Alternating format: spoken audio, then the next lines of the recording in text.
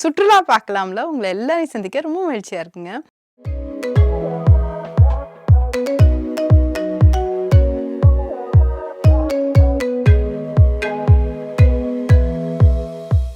And இன்னைக்கு வந்து எந்தெந்த இடங்கள் பார்க்க போகிறோம் அப்படின்னு நம்ம ரொம்ப ஆவலாக இருப்போம். ஸோ நல்லா ஸ்வெட்டர் ஜாக்கெட் எல்லாம் போட்டுட்ருங்க, மஃப்ளர் எல்லாம் போட்டுருங்க. என்னது சென்னை வெயிலில் எதுக்கு ஸ்வெட்டர் ஜாக்கெட் நீங்கள் யோஜனை பண்ணுறீங்களா? நோ இப்போ நம்ம போகிறது காஷ்மீர். நீங்கள் அந்த காட்சிகளை பார்க்கும்போதே நம்மளுக்கு உள்ளூர் அப்படியே மெய் சிலிர்க்கும். அந்த காட்சிகளை பார்க்கும்போதும், இயற்கை வளம் பார்க்கும்போதும், கடவுளோட அற்புதங்கள் பார்க்க போகும்போதும் அண்ட் டெஃபினட்டாக அவ்வளோ சில் பார்த்தா உங்களுக்கு இருக்கிற வெயிலே உங்களுக்கு மறந்துடும். ஸோ அதனால் வந்து stay tune and we'll go to the show.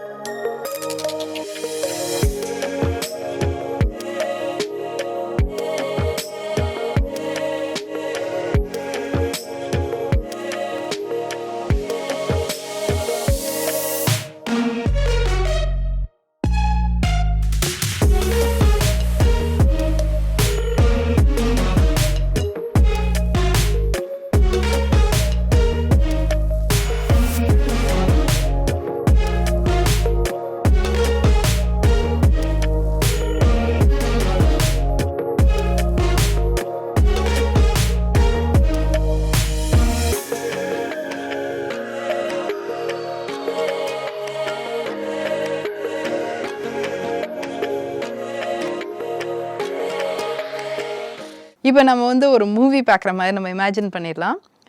அப்படியே காஷ்மீர் பள்ளத்தாக்கோட சீனரி, அப்படியே ஒரு பனிமலை, அங்கேருந்து அப்படியே நம்ம போனோம்னாக்க வந்து நம்ம குல்மார்க் நம்ம போய் பார்க்க போகிறோம். அப்போ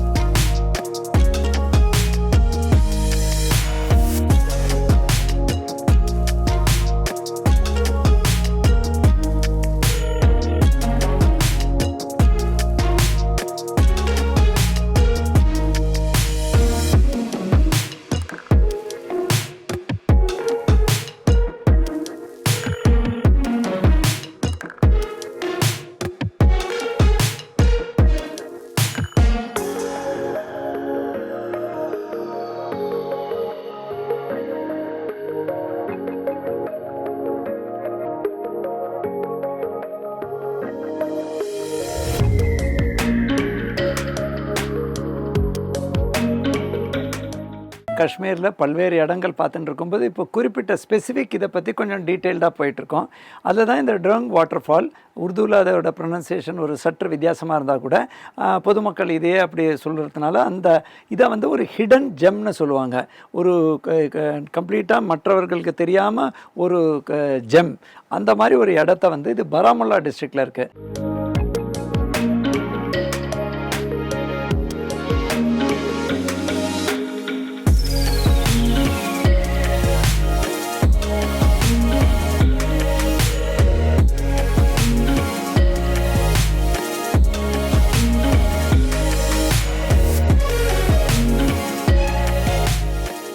குல்மார்க்லேருந்து நம்ம வரும்பொழுது இது பர்டிகுலராக இந்த ஒரு இடம் சொல்லுவாங்க, டேங்க் மார்க் அப்படிங்கிற ஒரு ஏரியாலேருந்து ஒரு ஆல்மோஸ்ட் பக்கத்துலேயே அது அமைந்திருக்கு.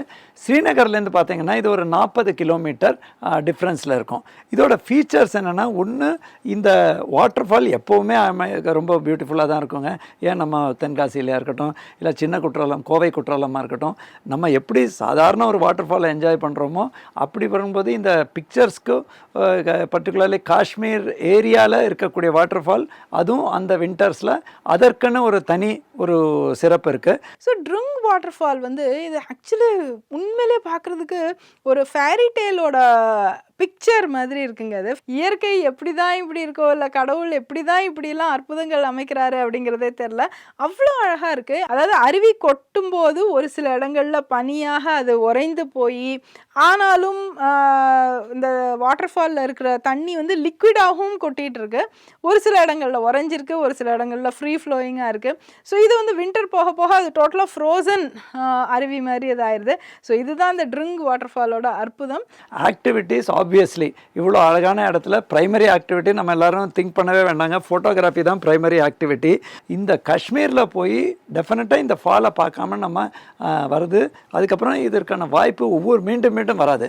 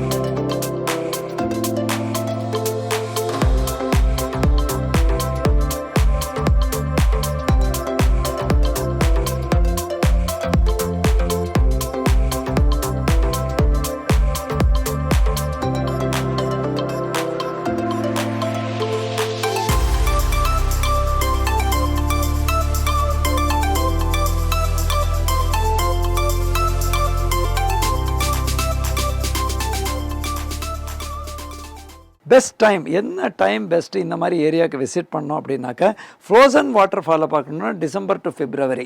அந்த கம்ப்ளீட்டாக அது உறைஞ்சிருக்கிறத நீங்கள் பார்க்கணுன்னா டிசம்பர் டு பிப்ரவரி பார்க்கணும். பட் ஜென்ரலி என்டையர் இயர் அதை பார்க்கலாம். ஸோ வாட்டர் ஃபாலை ஃப்ரீஸ் ஆகி தான் பார்க்கணுன்னு நம்மளோட இது இல்லை, அதை ஃபோட்டோகிராஃபில் கூட பார்த்துக்கலாம். ஏனென்றால் அந்த கம்ப்ளீட்டாக கோல்டான பகுதி வந்து உடலுக்கு நிறைய பேருக்கு நம்ம சவுத்துலேருந்து போகும்போது ஒரு சேலஞ்சிங்காக இருக்கும். தேவையான பாதுகாப்போடு நீங்கள் போகணுங்கிறது என்னோட கருத்து.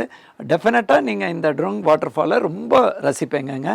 அண்டு டெஃபினட்டாக இந்த லொக்கேஷன்ஸ் ஜென்ரலாக நம்ம நிறைய டைம் ஃபஸ்ட் டைம் டூரிசம்னு பார்க்கும்பொழுது ஒரு இடத்த பார்த்துட்டு அதை ஒரு 1 or 2 days பார்த்துட்டு அப்படியே டச் பண்ணி வர மாதிரி இருக்கும். இப்போ அந்த பேட்டர்னே மாறிடுதுங்க.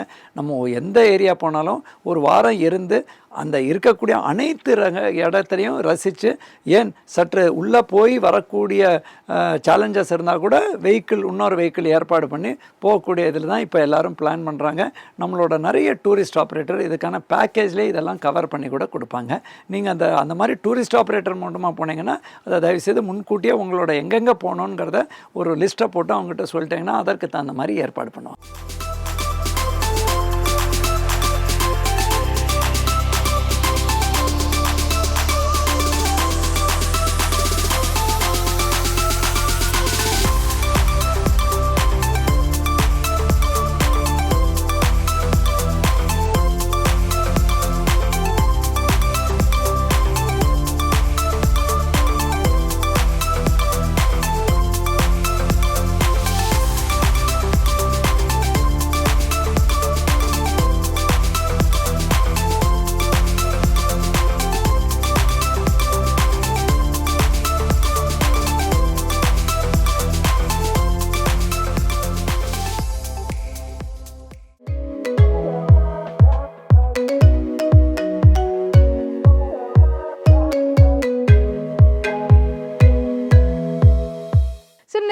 ஐம் ஷூர் நீங்கள் ரொம்ப என்ஜாய் பண்ணியிருப்பீங்க இந்த எபிசோட.